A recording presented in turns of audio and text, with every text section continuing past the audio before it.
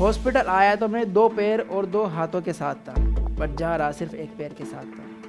Dressing के दौरान मुझे इतना ज़बरदस्त पेन होता था कि मेरे घर वालों के साथ साथ मेरे आसपास के घर वालों को भी पता चल जाता था कि आज रोशन की ड्रेसिंग हो रही है। अब तक ज़िंदगी खेल रही थी मेरे साथ, अब मेरी ज़िंदगी के साथ खेलने की बारी थी।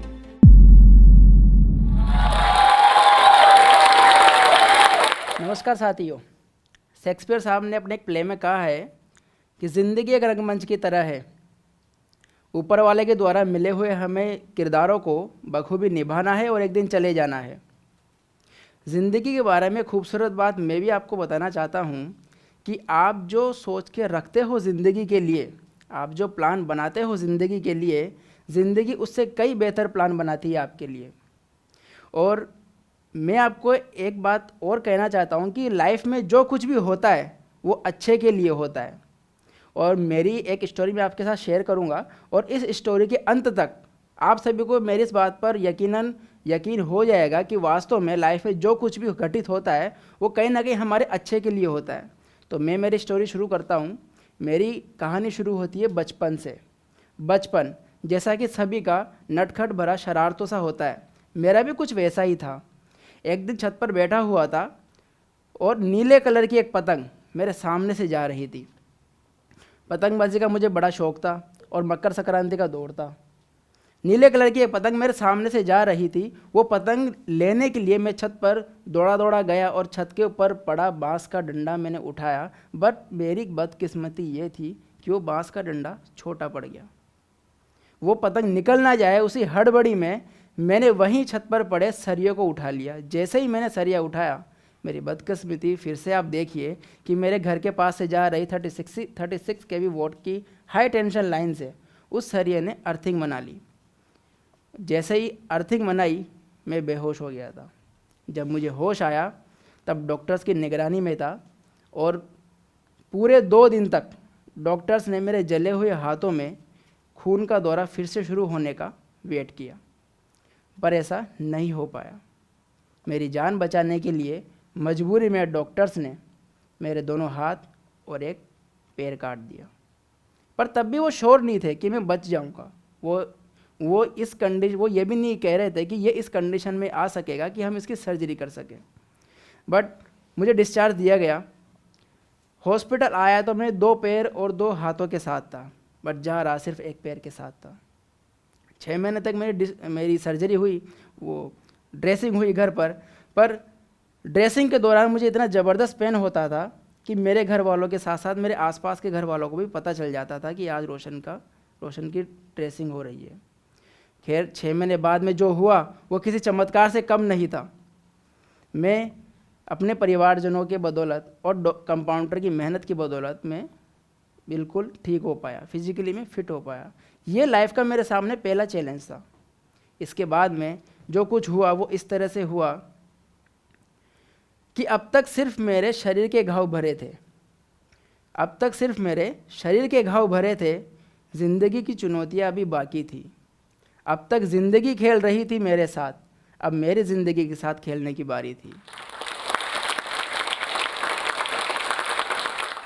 जब मैं फिज़िकली फिट हो गया तो मैं पैर लगवाने के लिए जयपुर की महावीर विकलांग समिति में गया हुआ था। वहीं किसी ने सजेस्ट किया कि आपको जो लाइफ अब मिल चुकी है तो अब आगे क्या करना है। फिर मैंने भी ये सोचा कि सवाल तो सही है। तब जाके किसी ने मुझे सजेस्ट किया क्यों ना आप अपने बाजू पर पेन बांधकर लिखना शुरू करें। मैंने कहा आइडिया अच्छा है, कोशिश की जाए। मैंने देखा कि लाइफ अपन को ये मिली है तो इसको जीना तो है ही, क्यों ना बेहतर ढंग से जिया जाए। तो मैंने पेन बांधकर लिखने का प्रैक्टिस शुरू किया। शुरू के अंदर जब मैं पेन बांधता था तो 5 मिनट पेन बांधने में भी मेरे ज़बरदस्त पेन होने लगता था। हाथ पर पेन बांधता था मैं डोरे से। लेकिन एक वक्त ऐसा भी आया कि वो 5 मिनट से शुरू हुआ सफ़र 3 घंटे तक जा पहुंचा और 8th, 10th और 12th बोर्ड एग्ज़ाम मैंने बिना किसी एक्स्ट्रा टाइम, बिना किसी हेल्प के मैंने फर्स्ट डिवीज़न से क्लियर किए।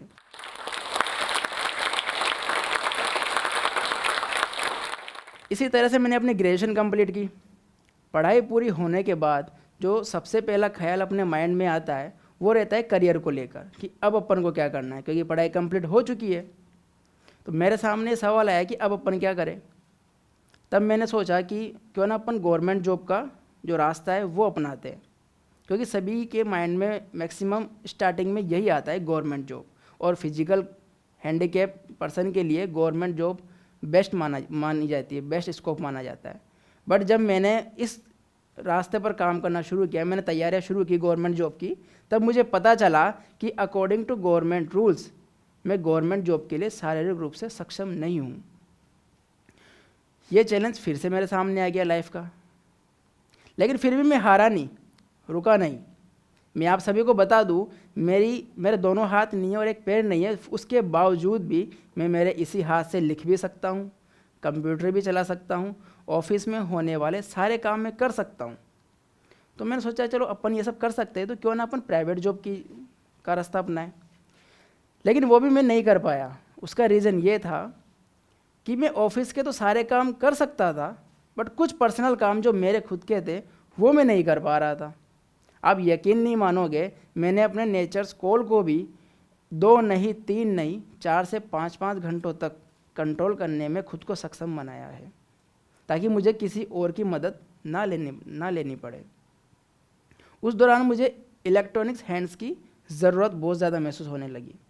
तब मैंने नेट पर सर्च किया और मुझे पता चला कि इलेक्ट्रॉनिक्स हैंड्स के नाम की भी कोई चीज़ होती है जो अपने डेली रूटीन के छोटे मोटे काम आपको करने में हेल्प करेगी। तो उसका खर्च आता 13 लाख रुपए। इसके लिए मैंने काफ़ी मेहनत की, काफ़ी मैंने जद्दोजहद लगा दी पैसे इकट्ठे करने में, लेकिन कुछ भी नहीं हो रहा था।